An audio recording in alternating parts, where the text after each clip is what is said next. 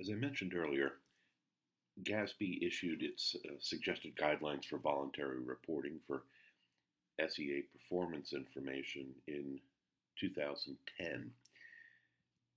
And there are basically four main sections of the document. It begins by placing the reporting of service performance information in context and then goes through the suggested guidelines, which comprise essential components of SEA reports, qualitative characteristics of SEA performance information, and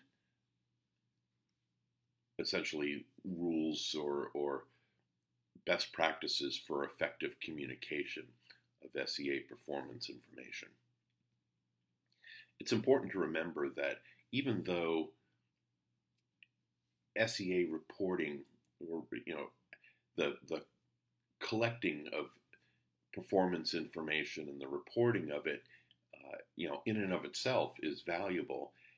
It's most valuable when it's part of a broader performance management approach to operating the government, in which external reporting is just one spoke in a much larger enterprise in which a government is actively identifying its goals and objectives and planning for how it's going to accomplish those, and then managing that process as the government operates and provides services, and collecting the information about its performance as a part of managing the services and as a part of monitoring their progress, their level of achievement, in order to retool and to make changes, in order to improve on that performance.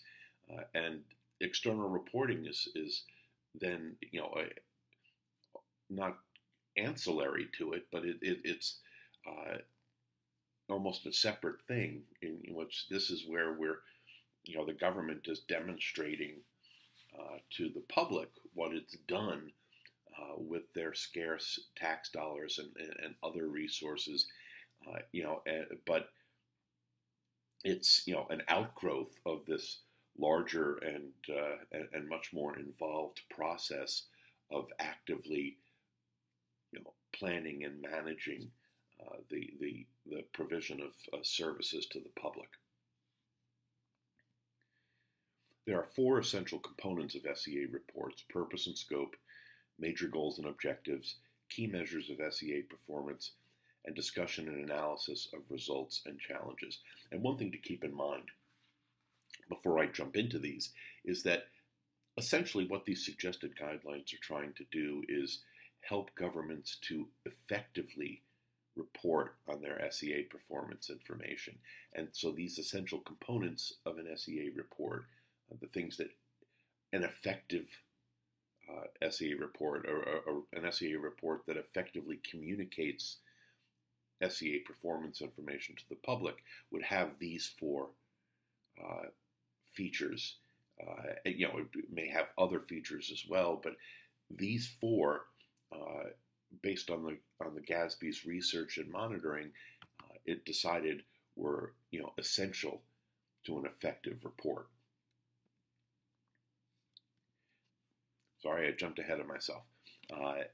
The purpose and scope, it ought to be clear to the user of this SEA performance report what the purpose of the report is. Why is the government doing this? And that's accomplished right up front by the government explaining this is what this report is for. This is what we're trying to do, and this is what it covers. This is the scope of the report. It's the rare report, I think, that would cover everything that a government does. Even the most progressive or advanced government in terms of service performance management, probably doesn't have meaningful measures about everything that it does. So it should be clear up front, this is what this report is covering. And maybe even then saying, and these are the major things that the report doesn't cover. The major goals and objectives that are driving the provision of service and against which the government's performance is being measured need to be identified from the start. So for each of the services as they're presented in the report, the government ought to say, these are the major things that we're trying to accomplish in the provision of these services. And that provides context and meaning to the measures then that they're presenting, because then you as the reader see those measures and you understand, okay, this is their attempt to communicate to me as to whether they've done a good job in achieving those specific goals and objectives that they've identified. The point about key measures of SEA performance is that this isn't just a data dump. That there should be a focus on the most important measures that indicate performance, and accomplishment of the goals and objectives, or progress toward accomplishment of the goals and objectives that are identified in the report. That's important for a couple of reasons. One, obviously, you want the most valuable and the most meaningful measures to be in there regardless, but you don't want them to be lost in a sea of data.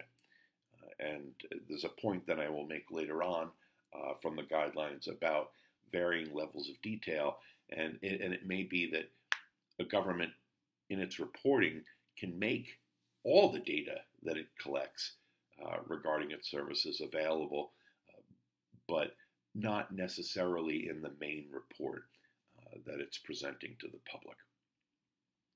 And then the fourth essential component is that the government is actually explaining what these measures mean and providing some context for you to understand what happened. So you're not left to interpret entirely on your own what those results mean. You're similar to management's discussion and analysis in a audited financial report. The people who know best what happened during the period covered by the report, the managers of the government, are explaining to you what happened during the year, especially if there's something odd, if the numbers look strange, if there's been a significant change from year to year. They're in the best position to explain to the user of the report, why that change occurred. Or, in instances in which a change might have been expected, why a change didn't occur. So if there were changes in policy, if there were things that happened that were unexpected, if, environmental stuff like the economy, has affected their performance measures, they're the ones that can best explain that. And then they're not just providing the data, but they're also helping you to understand what the data means. And they're also identifying challenges, things that might have prevented them from reaching the goals and objectives they wanted to, or a specific level of performance that they were shooting for.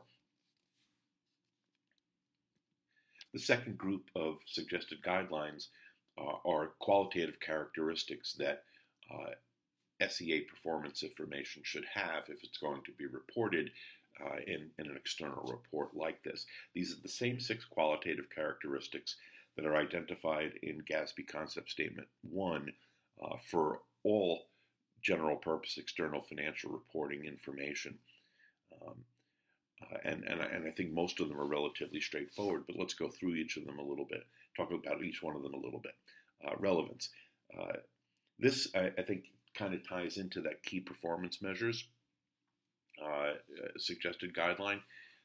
You want to make sure that the information in this report is information that's relevant to what the readers care about. It ought to be relevant to reporting on the degree to which the government has achieved its goals and objectives. And so you don't want any superfluous information in there. If the information isn't useful to the user in terms of assessing the government's performance and holding the government accountable, the government probably shouldn't include it. Again, this might be something where additional information is made available elsewhere. But in terms of focusing on the effectively communicating performance, you want to stick to information that clearly is relevant to that purpose. Understandability should be straightforward. There shouldn't be confusion about what these measures mean. The measures should be clear and understandable, or easily explained. And of course, that explanation ought to come with the information. There shouldn't be any mystery as to what these measures mean, and the reader shouldn't be left in the dark about the meaning of the information that they're seeing. Comparability, in my opinion, is probably the least important of these six, because first and foremost, this report is meant to inform the constituents of this particular government as to whether the government has performed, at an acceptable level against its goals and objectives, and only secondarily is the concern here that the information can be compared across governments. The fact of the matter is that there might be a certain set of common measures that a lot of governments could report when they're providing similar services, and that are measured the same way, so that you could directly compare them in an apples to apples comparison. But because there's a lot of variation in how services are provided, and because the specific facts and circumstances of a government may merit measuring its services in a particular way, that there's a very good chance that, in fact, these measures will not be comparable, especially when you're talking about the service accomplishments measures, the results measures, because they are keyed to the specific goals and objectives of that government. And unless two governments have the same exact goals and objectives, it's asking a little much, I think, for their accomplishments measures to be the same. Timeliness is just as important here as it is for audited financial statements. And the issue with timeliness is that people need to receive the information soon enough after the end of the fiscal year that it can be used to make decisions. And the longer after the fiscal year it's provided to them, the less useful the information is. The older it gets, the less useful it is in terms of informing decisions and in terms of assessing whether a government has been accountable or not. Consistency, in my opinion, is one of the most important of these qualitative characteristics, because just like financial information, people who are using service performance information are going to want to look at trends. They want to know not just how the government performed this year, but how did it get to this point? Has its performance been improving over time, or has it been declining over time? That's an important piece of context for any kind of analysis, not just financial, but also non-financial information and other forms of SEA performance information. The user of the report ought to be able to feel comfortable that the measures they're looking at are measured the same way from year to year.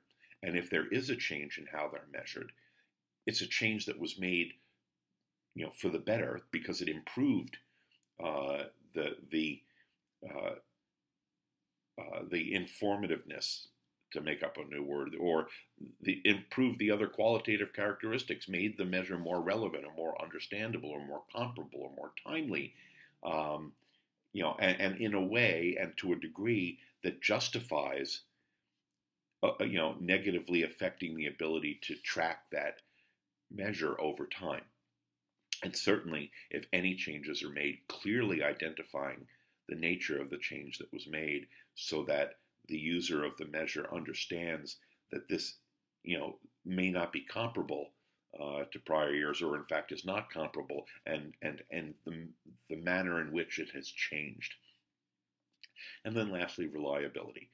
Um, Ideally, a performance report would be audited, and there'd be some external person, entity examining this report, examining its information, and opining on whether it is in fact, a reliable representation of the actual results for the year. um, that's obviously what everybody would want. You want that assurance that what you're looking at is real, that it actually represents what happened.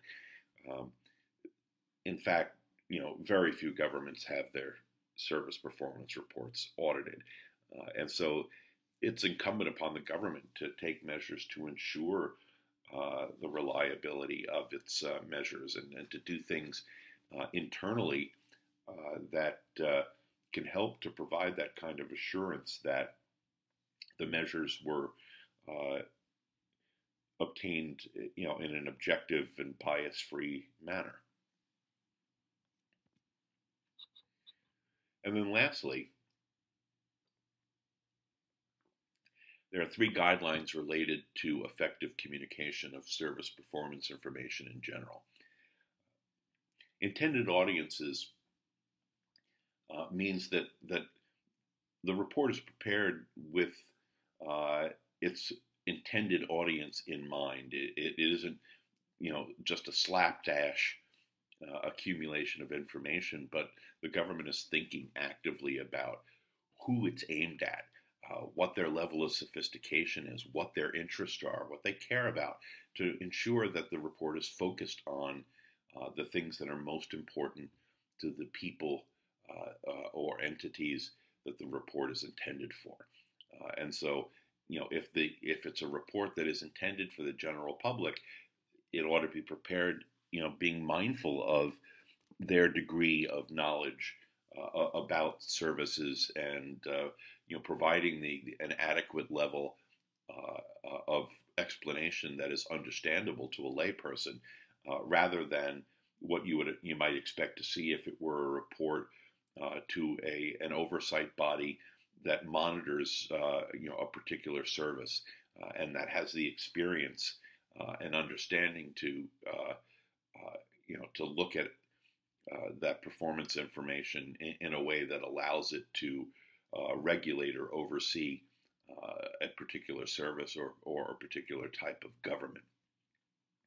I've alluded a couple times to multiple levels of reporting, and the idea here is that depending upon who the user is, they may be somebody who's satisfied with the level of detail that is provided in the report as it is published, online or in print. But there may be, and probably are, people who want to dig deeper. The legislative staff from that from that government and their legislators, the people who are service advocates, policy and analysis organizations, taxpayer associations. These are examples of entities and people who probably will want to dig even deeper to understand what's going on in those services, and won't be satisfied with what's sort of the surface level reporting in a general basic external report on SEA performance.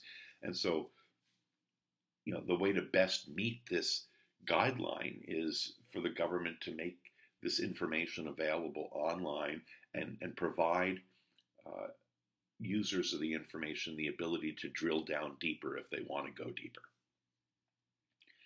And that touches upon this third guideline for effective communication, which is considering different forms of communication. And I think in this day and age, and even almost 10 years ago now, that the suggested guidelines were published, it was understood that that the printed document is pretty much a dinosaur, and that although it may still have its place, um, a government should be thinking about uh, communicating that information in a variety of ways, and certainly making this information available online, but also making it something much more useful than a PDF of a printed report. Uh, Presenting the data in a way that allows uh, the user to manipulate it and choose the perspectives they're interested in, or choose the particular measures they want to measure and the period that they want to look at, and maybe specific geographic areas within the government. However, that data can be diced and sliced, giving them the ability to do analysis right there, on the website, and to produce charts and graphs and tables based upon their particular interests, but also giving them the ability to download that data and run their analyses independently on their own computers. You know that's one form of this idea of communicating in a variety of ways, but also perhaps having giving people the ability to look at particular services without looking at all of the services, or using social media, which 10 years ago I don't think we could possibly have understood, where social media has gone, up to this point. But that is the notion here, that the government is open to new and innovative ways of reporting its SEA performance information, and basically freeing itself from the shackles of the printed document. So that's the suggested guidelines in a nutshell, and I've already talked a bit about the fact that GASB hasn't done very much. It's been more or less dormant and in a monitoring phase, and certainly to the extent that people have reached out, or organizations have reached out to GASB about it, the GASB has been supportive. It's provided input, but it really isn't actively involved in exploring SEA performance reporting further. So the last part of this lecture is focusing on how all this stuff we've been talking about in terms of SEA reporting fits into this course, fits into the course topic of financial condition analysis.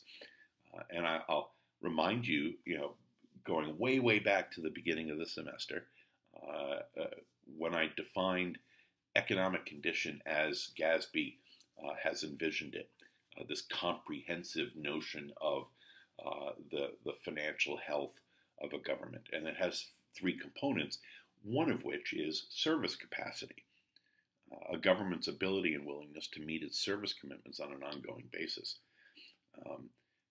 I think there are a lot of people who, when they think about, looking at the finances of government, are thinking about financial position, where a government stands financially at a given point in time. And they're thinking about fiscal capacity. Does that government have the resources, and is it willing to use those resources to meet its financial obligations now and going forward? But what they sometimes miss is service capacity. And the reason service capacity is important is because those finances alone, without the context of what the government is trying to accomplish, lack some important context. They lack real meaning, in my opinion, because the government's goal is not, in and of itself, to operate financially well, to be financially healthy. It wants to be financially healthy, but not the way a corporation would. A corporation wants to be financially healthy so that it's generating profit. But a government wants to be financially healthy so that it can accomplish that third item, service capacity. The government needs to make ends meet each year so that it can continue to provide the services that its constituents need. So that notion of whether the government, is able to meet its service commitments, uh, you know, the if you, just stepping back for a second, its fiscal capacity, it's meeting its financial obligations so that it can continue to provide the services that are demanded of it. And whether it's providing the services that are demanded at a level that that its constituents need, or a level of quality or volume that its citizens need, I think that's essential.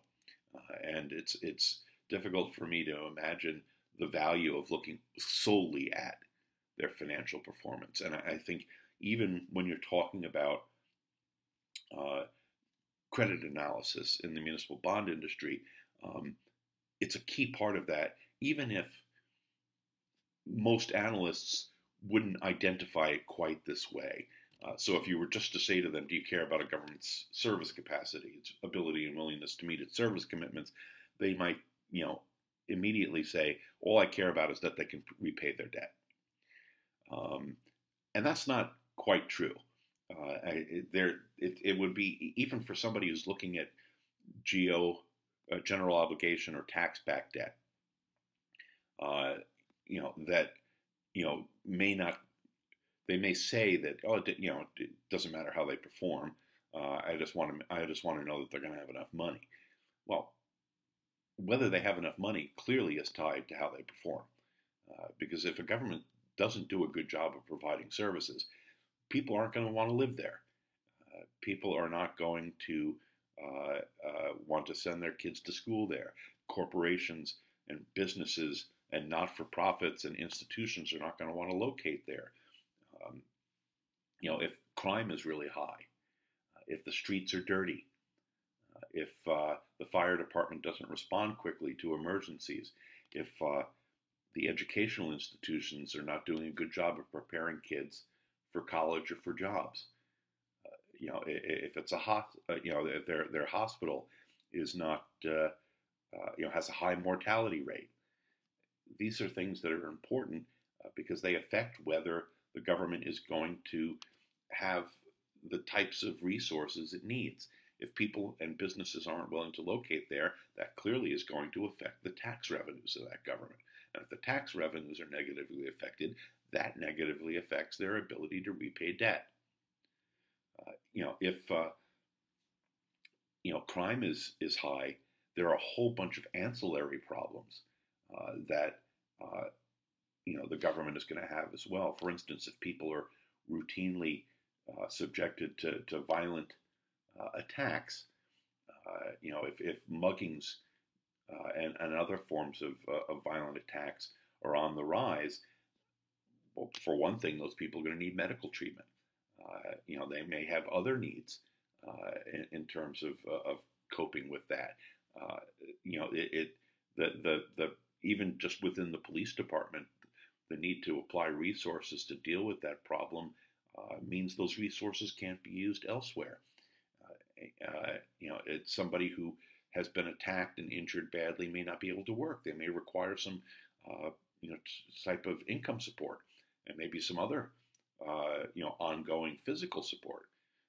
They may not be able to care for their children. They may need child care. You could go on and on like this. All those are additional costs that the government has to deal with, or if it doesn't deal with it, continue to contribute to this image of it not being a very well-run government and affecting its ability to attract citizens and businesses. If an analyst is looking at a school district, the notion that they don't care about measures of whether the school district's doing a good job of educating its kids is just ludicrous. Of course they care, but sometimes it's a matter of language and a matter of terminology, and they don't really understand it. I remember writing an article a number of years ago, probably back around when the suggested guidelines were released, explaining to bond analysts that even though you might immediately say, "Oh, I don't care about service performance information," let me show you some things that constitute service performance information. And they're things that I know, based upon what you've told the GASB, are important to you. So you may not use that terminology, but in fact, service performance information is immensely important to you. And with that, the lecture is ended, and the semester is ended, with the exception of the course project, of course, and the final exam. But in terms of the lectures, this is the last time that you'll have the opportunity to hear my mellifluous voice. It's been a pleasure sharing this information with you and getting to know you over the course of the semester. Thank you so much for participating in this course.